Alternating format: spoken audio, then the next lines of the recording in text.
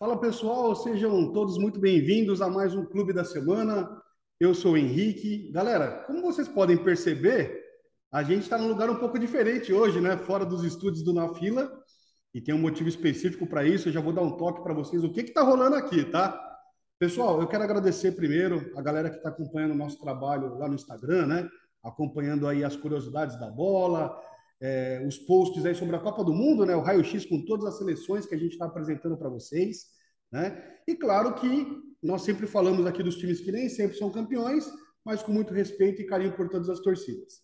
Galera, eu estou aqui hoje num lugar sensacional, na minha cidade que é Itatiba, aqui no interior de São Paulo, porque a gente tem recebido nas últimas semanas uma série de mensagens da galera falando: poxa, mas quando é que você vai falar aí dos times gigantes, né, do futebol brasileiro e tal? Então, assim, pessoal, eu tive uma ideia de que quando a gente fosse falar dos maiores times do Brasil, a gente trouxesse aqui um convidado para que o torcedor pudesse falar do time dele. E eu estou aqui hoje, né, com um grande amigo meu aqui, o Leandro, que eu já vou apresentar para vocês. A gente está no estabelecimento dele aqui, que é o Desenrole em Itatiba. Ele já vai falar mais sobre isso, né? Até porque a dica de hoje do Na Fila vai ser aqui do estabelecimento dele. E, meu, quero agradecer a companhia de todo mundo, tá? Se preparem que o episódio de hoje tá muito especial. Leandrão, seja bem-vindo, meu irmão. Valeu, Obrigado pela presença. Se apresentem para a galera aí, por favor. Tudo bem, galera do Da Fila? Agradecer ao Henrique pelo convite. Meu nome é Leandro Defente, eu tenho 45 anos, sou casado, nasci em Porto Alegre, fui morar em São Paulo, morei durante 13 anos em São Paulo e desde novembro de 2020 eu estou aqui em Itatiba. Torcedor do Imortal, né? Torcedor do Imortal, do Tricolor, desde muito pequeno. Aliás, aí a linda camisa, né, cara? Camisa comemorativa, né? Exatamente, uma camisa comemorativa na época, acho que era 25 anos ou 30 anos, não, 25 anos do título da Libertadores de 83. Show de bola, maravilha. E aí eu acho que vale a pena falar um pouquinho. Claro, com certeza. Né? Com certeza a gente vai abordar aqui o tema da Liberta aqui, né? Exato. Cara, uma das coisas muito legais que eu descobri sobre o Grêmio, né? É que é um clube aí que já tem 119 anos de vida, cara. O Grêmio foi fundado em 15 de setembro de 1903. Então, quer dizer, a gente está perto aí do aniversário do Grêmio, né? E eu queria falar com o Leandro porque, assim, uma das coisas bem legais que me chamou a atenção da gente fazer um primeiro o Clube da Semana com o Grêmio é um time que não está na fila, na verdade, né? O Grêmio, ele é o... Mas ficou, viu? Ficou o tempo, né? Ficou bastante tempo. Ficou o tempo. Mas uma coisa legal sobre o Grêmio, galera, que eu não sabia, além dos 41 títulos que o Grêmio tem no Gauchão, ele é o atual pentacampeão. Então, os últimos 5 títulos do Gaúcho é do Grêmio, pô. E em 2019 foi invicto, né? Lá dentro de casa a gente é que manda, viu? E território gaúcho. Aquela rivalidade, né? Já puxando para a rivalidade, mas o Grêmio nos últimos 5 anos venceu os gauchões, né? E talvez quem não mora no Rio Grande do Sul não sabe da importância, né? É aquela coisa que a gente fala: ganhar gauchão não vale muito, mas quem perde, perde muito. Perde muito. Exatamente. Cara, além disso, o Grêmio que tem 5 títulos da Copa do Brasil, é o segundo no ranking da CBF, né? Só atrás do Cruzeiro que tem 6. 2 títulos brasileiros, 81 e 96. Aí sim, talvez seja a maior fila do Grêmio, né? De título do Campeonato Brasileiro. Mas tem aí a Libertadores, que, meu, para nós aqui na América do Sul, todo time sonha, né, em ganhar Libertadores 3 vezes, tá? 83, 95 e 2017. 95, aliás, um dos melhores times que eu vi no futebol nacional, né? Jardel, Paulo Nunes. Eu acho que o Grêmio foi talvez o primeiro clube que valorizou mais a Libertadores, assim, sabe? Foi o primeiro clube que realmente botou um foco. E eu acho que isso reflete no número de títulos que a gente tem, né, na Libertadores. Sempre vai muito bem no torneio continental, eu me lembro que pelo menos o eixo Rio e São Paulo não davam o valor, talvez, não é o valor, mas não davam a importância para um título de Libertadores, como os times, pelo menos o Inter, o Grêmio, davam para o torneio, né? A Copa Libertadores. E, logicamente, hoje é o título mais almejado. É aquele dia dos olhos, né? Dos clubes brasileiros, exatamente. Né? E, claro, né? O Grêmio também é campeão mundial, 83, tá, pessoal? Para quem não sabe, o Leandro vai falar sobre isso. A gente vai falar muito da Libertadores aqui. O título de 83, que, na verdade, foi o que projetou ainda mais o Renato Gaúcho, né, para o futebol brasileiro aí. E até, bom, já vou puxar até aqui a pergunta, né? Acho que é muito fácil de responder, né? Que qual é o título mais importante para o Leandro, né? Do Grêmio, né? Cara, eu acho assim, ó, eu comecei com o pé direito, Henrique. O primeiro jogo que eu fui foi a final da Libertadores de 83. É Eu fui mesmo? com meu tio Alexandre, irmão da minha mãe. Ele me levou no estádio na final da Libertadores. Se eu não me engano, a final foi dia 28 de julho de 1983. Eu tinha 6 anos. Então, foi o primeiro jogo que eu fui e já comecei com o pé direito, né?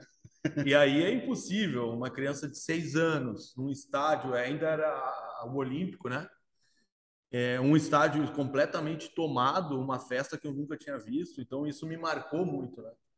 Então, a partir daquele momento, a minha família, por parte de mãe, já eram muito gremistas. A minha bisavó tinha pôster na sala de casa, então a minha bisavó já era gremista.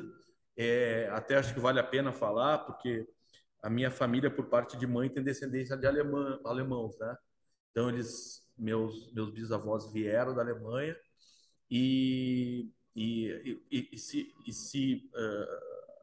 vamos dizer, Se radicaram em Porto Alegre, né? não radicaram em Novo Ah, Hamburgo, Novo Hamburgo. que é uma cidade próxima a Porto Alegre e que tem uma colonização alemã muito Muito grande, né? forte. O meu pai, ele, por coincidência, ele nasceu aqui em São Paulo, ele nasceu em Ourinhos, né? E muito jovem, 18, 19 anos, ele foi para o Rio Grande do Sul. Então, assim, o meu pai, ele acabou virando gremista, mas a minha influência vem por parte da Da minha família família, da da sua minha mãe. mãe. Legal, Exatamente. bacana. Cara, eu imagino como foi, como tenha sido, né, essa sua reação de ter ido ao estádio a primeira vez, logo na final da Liberta, né? Porque quando a gente é criança, qualquer estádio ele tem um Exato, dimensionamento exato, tremendo, né? exatamente. O público, a música, Cara, né? aquilo me marcou de uma forma absurda, porque imagina, uma criança de 6 anos, eu me lembro que meu tio me carregava nos ombros, assim. Não tinha essa história de arena, Sim, de, sabe? Era cimento, né? arquibancada Arquibancada raiz, cimento, arquibancada raiz, exato. E era assim, era muito provavelmente tinha muito mais gente que a capacidade do estádio, com certeza. né? Porque eu me lembro que eu ficava no ombro do meu tio. E aquilo me marcou de uma forma absurda. Primeiro pela quantidade de pessoas e pela festa, né, cara? Sim. Foi uma festa e eu hoje, né? Eu sei disso, mas o Penharol era o time a ser batido. Se eu não me engano, ganhou 82. É, o Penharol é uma máquina de ganhar Libertadores também, né? Exatamente. Era um time muito forte, Pentacampeão da Libertadores, né? muito forte e era o time a ser batido, assim, na América, né? Era um time É. muito forte. E daí o Grêmio, logicamente, conseguiu no Estádio Olímpico vencer por 2-1 e conquistar a Libertadores. E isso acabou me marcando e me acompanhou pro resto da vida, né? Bacana. Cara, e vamos aproveitar o tema então, porque no mesmo ano o Grêmio venceu o Mundial de Clubes, né? Exato. Encarou o Hamburgo da Alemanha na Hamburgo da final. Alemanha, que também era o campeão europeu, né? Muita gente fala, o Hamburgo era o campeão Sim, europeu, sim. venceu os maiores. Venceu a Champions, é campeão, né? Exato, É o campeão. exatamente. E era um time forte também. Mas o time do Grêmio era muito bom, né, cara? Sim, sim. Tinha Mário Sérgio, Caju, Paulo César Caju. Cracaço de bola, né? É, Campeão da Copa de 70, aliás. É. exato, jogadores de alto nível, né? E, logicamente, o Renato, jovem, Destruiu, né, na final, né? cara, era um cara com muita força, muita velocidade, habilidade. Então, assim, era o time, o Grêmio se preparou para aquele título. O Fábio Koff era o presidente na época, né? E depois até virou o presidente do clube dos Sim, 13. sim. É o cara que encabeçou toda essa coisa Esse de processo, né, de liga, liga, né? exatamente, coisa que a gente fala. Foi o cara que talvez tenha dado o pontapé inicial aí nesse processo. Então o Grêmio se preparou e foi um jogo dificílimo, tanto que foi ganho na prorrogação, né? Sim. Durante o tempo normal foi empate e o Renato acabou fazendo os 2 gols. E eu falo, não tem como o Renato não ser o O maior maior ídolo do ídolo clube, né, é. cara? Eu puxei alguns ídolos aqui da história do Grêmio, né? Então, a gente, a maioria, possivelmente, o pessoal nem saiba, né? O Renato Gaúcho, talvez, como o Leandro falou, seja o maior ídolo do clube, né? além de ser muito vencedor como jogador, como Exato, técnico, né? exato. E que nos tirou da fila, né? O 2017 o título foi com ele, né, da Libertadores, né? Foi 2010. Na verdade, a fila, a gente estava há 15 anos na fila, a gente não ganhava um título de expressão há 15 anos. Tanto que teve a brincadeira não era do Rafael Sobis, que depois foi jogar no Santos. O Sacha, Eduardo Sacha? Exato, da valsa, Sim, Grenal, sim, ele lançou a valsa dos 15 anos, brincando com os 15 anos do Grêmio. E aí o Renato chegou em 2016 e a gente venceu a Copa do Brasil de 2016, né? Ali a gente acabou a fila dos 15 anos, e daí 2017 a gente acabou... então era uma fila, na verdade, de nenhum título, nem gaúcho, nem não, nada. De gaúcho eu acho que tinha, eu acho que teve no meio. Não sei te dizer mas agora. Assim, de nível nacional... Exato, nível nacional, a gente não estava há 15 anos na fila. Entendi, bacana. E aí, enfim, o Renato chegou, teve um jogo emblemático que foi, se eu não me engano, as quartas de final, as oitavas de final dessa Copa do Brasil, acho que é oitavas, que o Grêmio venceu o Atlético Paranaense nos pênaltis. O Everton, inclusive, que hoje é o goleiro do Palmeiras, né? Errou um pênalti, o último pênalti. Se ele fizesse, o Grêmio estava eliminado. O Groi pegou, e ali, cara, ali foi a virada. Virou a chave. Ali né? foi a virada, a gente venceu ali, e aí pavimentou o título. E um adversário difícil, né? Porque o Furacão cada vez mais tem se firmado como um clube... Sim. Não, essa Copa do Brasil, né? Cara, a gente pegou, se eu não me engano... Só time brabo. Só brabo. A gente pegou na semi o Cruzeiro, se eu não me engano, e na final o Atlético Mineiro. E nas quartas de final, se eu não me engano, o Grêmio eliminou o Santos também. Exatamente. Eu tinha a dúvida. Eu sei que as oitavas foi o Atlético Paranaense, só jogo dramático. O Grêmio estava praticamente eliminado, né, cara? Nos pênaltis ali, se o cara fizesse, o Grêmio estava eliminado. E aí, cara, venceu o Atlético, depois pegou o Santos nas quartas, Cruzeiro na semi e Atlético Mineiro na final. Cara, só para a gente citar aqui, para não passar em branco, né? Porque também, com certeza, mais gremistas vão ver esse vídeo, né? O Tarcísio Flecha Negra, o cara que tem o recorde de gols do Grêmio, 264. Perdão, o Alcindo tem o recorde de gols, 264. O Bugre. Isso, Alcindo, 264. O Flecha Negra tem o recorde de jogos, pessoal, 721. Danley, goleirão da Libertadores de 95, né? E do título brasileiro também de 96. O Danley tem uma história curiosa, né, cara? O Danley, a gente brincava, porque o Danley, ele era um goleiro que tinha algumas falhas, logicamente, como qualquer outro, mas em jogos importantes, como Grenais e jogos de título, jogos importantes, eliminatórios, ele fechava o gol. Crescia demais. E aí, cara, ele se tornou e ele começou ele entrou muito jovem no gol. Hoje os caras falam, pô, goleiro jovem, tem que ser goleiro experiente. Cara, o Grêmio colocou o Darley, se eu não me engano, não sei quem colocou o Darley na época, cara, quem abraçou essa ideia de colocar o Darley, agora eu não me recordo, mas o Darley começou cedo no gol do Grêmio e o Darley, ele pegava em jogos importantes, ele crescia muito em jogos importantes. Então, Grenais e jogos eliminatórios, semifinais, finais... Podia contar com o cara. Cara, era um cara que realmente fechava. Entregava. Exatamente. O Danley é o terceiro jogador que mais vestiu a camisa do Grêmio, né? 591 jogos, tá? E agora eu queria falar com o Leandro sobre dois times do Grêmio, né? Na verdade, eu acho que é o mesmo time, porque foram títulos seguidos, né? Talvez um ajuste o outro, né? Que é o da Libertadores de 95, né? E o do título brasileiro de 96. 95, né? Eu me recordo que tinha aquele ataque fantástico, né? Que era Jardel e Paulo Nunes, né? Exatamente. Era um 4-4-2, né? O Grêmio Felipão era o técnico, né?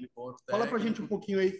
Cara, eu sou um cara muito abençoado, né? Porque eu comecei numa final de Libertadores. Claro, eu tinha 6 anos, eu não sabia muito, mas os títulos de 95, esse time de 95, que rivalizava, não sei se vocês lembram, com a Parmalat, o Palmeiras da Parmalat. Sim, é verdade. Eram os dois maiores times, né? O time da Parmalat era um time monstruoso, monstruoso, só craques, né, cara? E o Grêmio era um time também, era um time assim, que era um time muito forte coletivamente, né?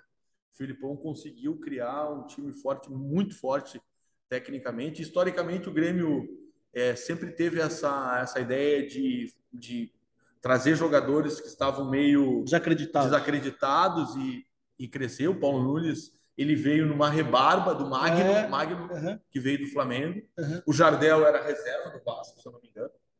E vieram e o Grêmio tinha eu acho que o mérito do Grêmio para esses títulos era o meio-campo, cara. O Grêmio tinha Dinho, que já era um jogador consagrado. Era um carregador de piano, né? Forte, né? Forte, mas era um jogador que sabia jogar, né, cara? Já tinha ganho alguns campeonatos com o São Paulo. Luiz Carlos Goiano.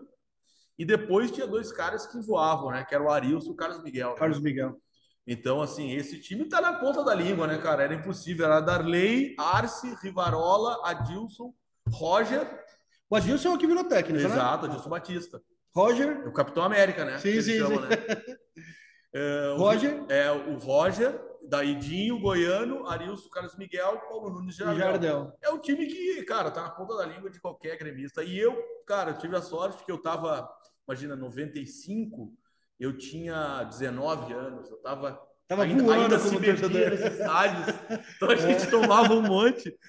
E era, cara, me marcou muito, né? Era um time que, eu sempre falava, era um time que a gente sabia que a gente podia ganhar em qualquer estádio. Não tinha essas coisas. Que jogava bem fora. Cara, era um time que jogava bem tanto fora quanto em casa. Coletivamente, como eu falei, era um time muito forte, muito forte. O Grêmio conseguiu trazer também dois jogadores que depois se tornaram muito famosos no Brasil, que era o Arce e o Rivarola. O Arce depois foi para o Palmeiras. Sim. O Arce ganhou mais uma Libertadores com o Palmeiras. Exatamente. O Paulo Nunes também. Né? O Paulo Nunes também. E o Filipão também. E o Filipão também. Foi lá. Então, assim, o Arce era um jogador também espetacular, cara. Impressionante o que batia na bola, o Arce. Cobrava falta e escanteio. Cara, hoje a gente vê os laterais direitos que tem por aí, laterais como um todo, os caras têm uma dificuldade para jogar. O Arce era impressionante, né, cara? Impressionante. E muito bom esse gancho que você puxou, Leandro, pelo seguinte: ontem teve o amistoso do Brasil contra a Gana, né? Perfeito. O Brasil ganhou de 3-0 e nós tivemos um jogador improvisado na função, né? Exato, o Éder Militão, que nasceu no São Paulo, né? Como lateral direito, mas que já joga como zagueiro no Real Madrid há um bom tempo, né? E se tornou um baita zagueiro, né? Sem dúvida. E ontem o cara jogou de lateral direito porque a gente tá com a dificuldade escassez, que a né? gente tem. Não, cara, a gente tá imaginando aí, mudando um pouquinho, né? Indo para a Copa que tá chegando. Mas hoje a gente não tem o lateral direito, né, cara? Talvez a gente vai ter que jogar com o Daniel Alves na lateral direita. Então, né? O jogador já de avançado, 40 anos, né? Quase 40 anos, se eu não me engano, 39, 38, enfim. E, cara, é complicado, né? Um país como o Brasil, tu não ter um lateral direito, né? Que historicamente o Brasil sempre teve bons laterais, e mesmo na esquerda a gente também não tem unanimidade, né? Exatamente. A gente não sabe se é o Lodge, se é o Telles. Então, assim, a gente... E eu sempre, cara, eu tenho daí uma opinião minha. Grandes times começam com grandes laterais. Tem que ter lateral. Tem que ter. Porque o meio hoje é muito congestionado, as linhas são muito próximas e o desafogo tá pelas laterais. Se tu não tiver uma lateral, tu não ampliar o jogo e não tiver laterais que cheguem no fundo, cruzem, façam a jogada por dentro, que seja, tu não consegue chegar. O Brasil está num momento realmente de reestruturação, né? Porque a gente vem aí de Copas vencedoras, ou mesmo com boas participações, em que a gente teve Roberto Carlos e Cafu, né? Imagina. E mesmo o Daniel Alves voando no Barcelona, você vê com uma dificuldade. O Brasil não conseguiu ganhar a Copa, né? Com o Daniel Alves, né? Exatamente.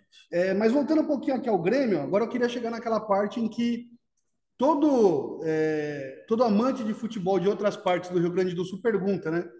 Porque assim, a gente vê, eu comecei até em off aqui conversando com o Leandro, você ouve aí o pessoal de mesa redonda falando, mas a rivalidade lá, Grenal, é pesada, quando tem o Grenal, é isso, é aquilo, é brigado, tem um monte de discussão, mas a gente não ouve, de fato, um torcedor gaúcho falando sobre o Grenal, né? Então me fala um pouco aí, Leandro, por que se tornou tão assim importante para o Grêmio ganhar do Inter e do Inter ganhar do Grêmio? Cara, na verdade, eu acho que isso tem muito a ver com a história do Rio Grande do Sul. Historicamente, o Rio Grande do Sul sempre teve os extremos, assim, as dicotomias, né? Então, Maragato, Chimango. Eu me lembro que tinha muita questão, não quero entrar nesse mérito aqui, mas a questão de PT e anti-PT. Sim. Historicamente, o Rio Grande do Sul sempre foi governado por governos da esquerda, e daí, logicamente, tinha as pessoas contra. Então, o Rio Grande do Sul sempre foi um estado de opostos, muito de forte. Oposições, né? De oposições, exatamente. Ou tu era isso, ou tu era aquilo. E eu acho que a rivalidade Grenal, ela casa exatamente com isso, né? Tem pessoas que dizem que é a maior rivalidade do mundo hoje. É uma rivalidade pesada. É um Exatamente. clássico pesado. E realmente é uma coisa que divide o Rio Grande do Sul, cara. Fala, hoje a torcida do Grêmio é maior, ou a torcida do Inter é maior. Cara, eu acho que é muito parecido, assim, É realmente bem meio a dividido, meio. né? Eu Bem acho que é dividido. meio a meio. Então, só para finalizar, Henrique, eu acho que a rivalidade Grenal, ela acompanha uma rivalidade Do histórica estado, né? do Estado, Legal, exatamente, com bacana. relação a... Em 2023, ganhar o Grenal, ganhar o Gauchão ou todos os Grenais? Cara, Porque pergunta o difícil. Grêmio vai voltar para a Série A, cara. Exato. Vai voltar Eu para a acho Série que a A. tendência é que o Grêmio É. volte à Série Então, A. assim, Ontem, 2023. ontem o Londrina perdeu da Ponte Preta, era um time que estava. Então, eu acho que o Grêmio ontem ele praticamente selou a sua volta para a Série A. 2023 vocês têm aí, ó, uns 4 Grenais, Cara, pelo o Grêmio menos. tem um desafio muito grande, né? Que é montar uma nova equipe, né? Se manter, né? Se o Grêmio, exatamente, eu acho que o que o Grêmio tem que pensar para 2023 é montar uma equipe para permanecer na Série A. Eu acho que a Série A hoje está muito difícil, Muito parelho, né? muito parelho, os clubes estão investindo, as SAFs estão chegando, então o dinheiro vai entrar no Brasil e os clubes, até clubes que hoje estão no meio da tabela, vão, acho que, brigar mais. Claro que Flamengo, Palmeiras, O Atlético Mineiro, o né? Atlético Mineiro, que tem um Messias aí por trás, botando muito dinheiro. E futebol hoje não se faz sem dinheiro, né, cara? É, não tem Não como, tem né? como mais. Então, acho que esses clubes ainda vão manter uma hegemonia, mas eu acho que alguns outros clubes que hoje estão no meio da tabela provavelmente devem crescer. Haja visto o próprio Red Bull, né? Red Bull Bragantino, que já tem aí 2, 3 anos fazendo belas campanhas no Brasileirão, né? Exatamente. Agora o Bahia está Entrou pro sendo. Grupo City, né? Exatamente, eu acho que vão botar bastante dinheiro. Isso O vai ser Bahia muito bacana. provavelmente deve subir também. Eu acho que o brasileiro do ano que vem Vai ser vai interessante. ser demais, porque são todos os clubes que estão subindo. E eu torço, honestamente, que o Vasco suba. É, Porque são 4 clubes, se tu pensar. o Cruzeiro já subiu. Cruzeiro já subiu. Cruzeiro, Grêmio, Bahia e Vasco são clubes de torcidas De massa, né? enormes, né, cara? Então, provavelmente esses 4 clubes subindo e com os 16 que vão permanecer, a gente vai ter um brasileiro de camisetas Vai ser fera o ano pesadíssimas. que vem, né? Vai ser fera. Exatamente. Pessoal, agora está chegando aquela parte do vídeo que vocês gostam muito. Todo mundo se amarra em ter aqui umas dicas aqui no Na Fila, tá? E a dica de hoje, é claro que é sobre esse lugar que a gente está aqui. Vai rodar a vinheta e na volta o Leandro vai explicar para nós aqui onde nós estamos, tá certo?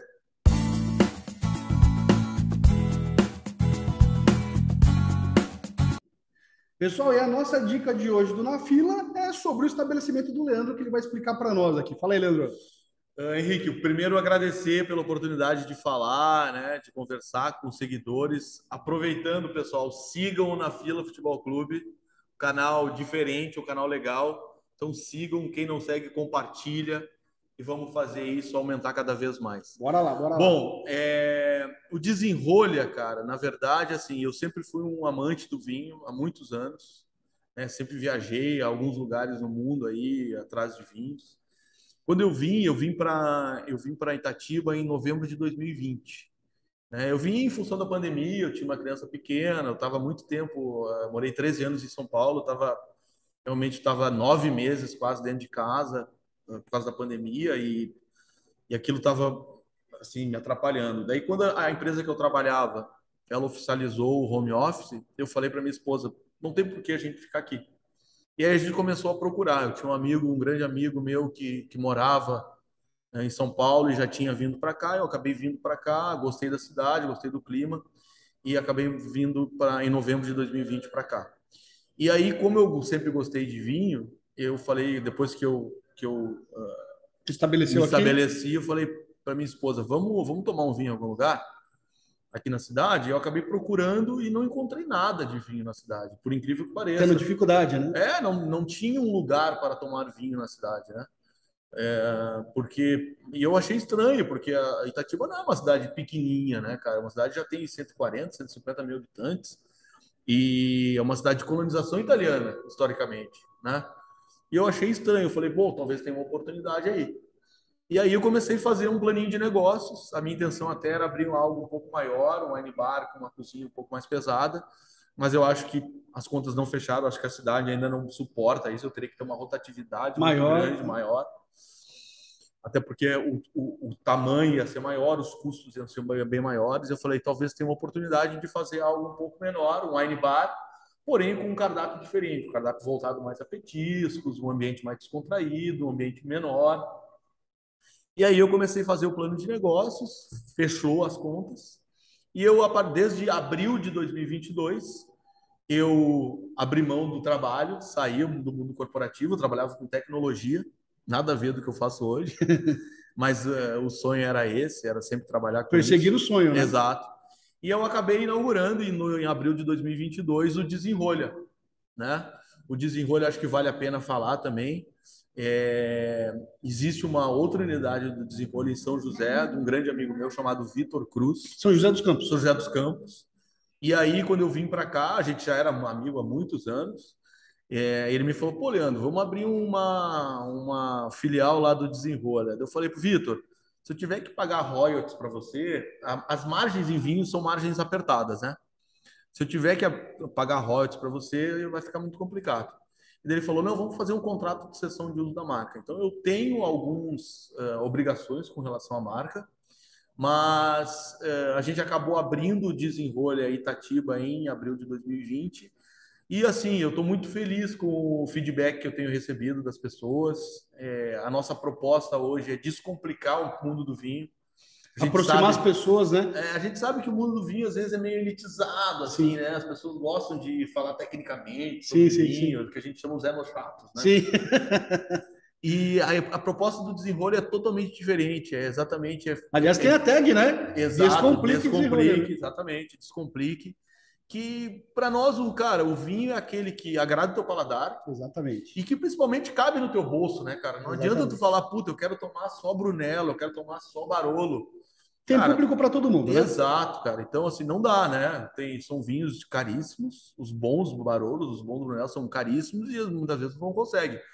Mas, cara, tem vinhos para todos os valores, para todos os bolsos aqui. Eu tenho vinho de R$ 40, R$ 44, mas tenho vinho também de 1.000. Não, uma coleção incrível, tá, pessoal? A minha irmã e o meu cunhado vêm sempre. Eu comecei a frequentar também, foi quando eu conheci o Leandro, a gente fez essa amizade, aí surgiu a oportunidade de a gente bater um papo de futebol. Então eu vou mostrar, essas imagens que vocês estão conferindo é daqui dos produtos da loja, né, do restaurante, do wine bar dele, tá? Porções incríveis, eu já estive aqui já rolou aqui Noite da Pizza, vai rolar Noite da Massa, né? Exatamente. Festival da Massa. Que dia que é? Fala pra galera. Eu queria deixar o convite a todas as pessoas de Itatiba e região, né, para virem ao Desenrolha, conhecerem a nossa proposta, como eu falei, é descomplicar esse mundo do vinho. Então, se você quer vir aqui, comer um petisco, tomar um vinho, ouvir uma música, bater um papo, eu acho que o nosso ambiente é extremamente agradável para isso. Super agradável. E deixar o convite aqui para o dia 30. Fala o endereço para a galera também. A gente fica na Avenida Maria Tereza da Costa Naufal, 287. Quem mora em Itatiba, acho que é mais fácil. A gente fica quase em frente ao Country Club, é um condomínio bem grande aqui. Então, a gente fica dentro de um posto Seven, que fica quase em frente a esse condomínio. Então, deixo aqui o convite a todos que quiserem visitar, bater um papo, ouvir uma música, venha para o Desenrolha. E mais do que isso, dia 30, 30 agora de setembro, tá, galera? 30 de setembro, sexta-feira, próxima sexta-feira, a gente vai ter um festival de massas aqui, a gente vai estar trazendo um chefe de Barão Geraldo, um cara que é especialista em massas, morou na Itália há alguns anos. Então, quem quiser comer uma boa massa, tomar um bom vinho, o convite está feito para o dia 30/9, sexta-feira, às 20 horas. Só chegar, né? Só chegar. Exato. Pessoal, esse foi o nosso clube da semana de hoje. Eu espero que vocês tenham curtido, tá? O Leandro novamente foi muito gentil de ter topado aqui o nosso bate-papo. Venham conhecer o Desenrolha. Na descrição do vídeo eu vou deixar para vocês o Instagram dele, tá? O Instagram do Desenrolha, Esse vídeo vai estar disponível para todo mundo acompanhar, tanto no nosso canal no YouTube, que é o arroba que é o Na Fila FC, e tanto lá no Instagram, que é o arroba Na Fila FC, tá certo? Então, assim, venham conhecer, o lugar é incrível, tá? Vocês não vão se arrepender. Realmente, para quem ama vinho, você vai encontrar opções para todos os bolsos e para todos os gostos de uva, né, Leandro? Então, Exatamente, não perca exatamente. tempo, venha E aqui até, conferir. Henrique, até vou pegar o último gancho.